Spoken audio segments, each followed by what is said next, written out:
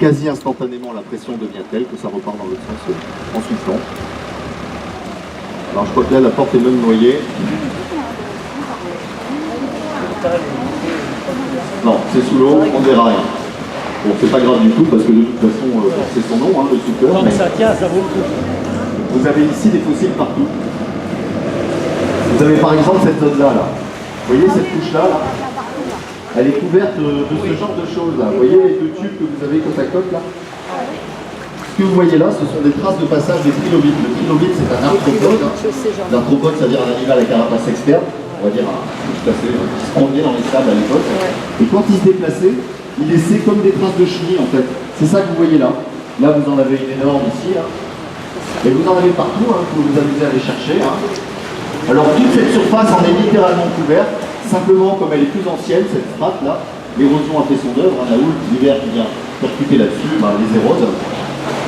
Alors, vous avez aussi de ce côté-là, ouais, c'est assez visible, regardez là, vous voyez cette forme là, ces petites surfaces mamelonnées que vous voyez là, ça aussi, quelque part, c'est des fossiles, même s'il ne s'agit pas d'animaux.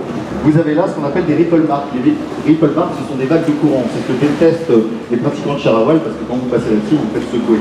C'est-à-dire que dans les zones un peu agitées, le sable fait des vaguelettes. Ça, c'est la même chose. Sauf que ça, c'est peut-être une plage qui avait peut-être aux alentours des 400 000 ans. Je vous rappelle, un 480, 330, c'est fini, c'est sorti de l'eau. Là, vous avez une très belle couche de vase. Vous voyez la couche de vase ici, là? Ouais. Ici, vous avez une couche noire, hein, c'est comme de la vase, comme du schiste ardoisier.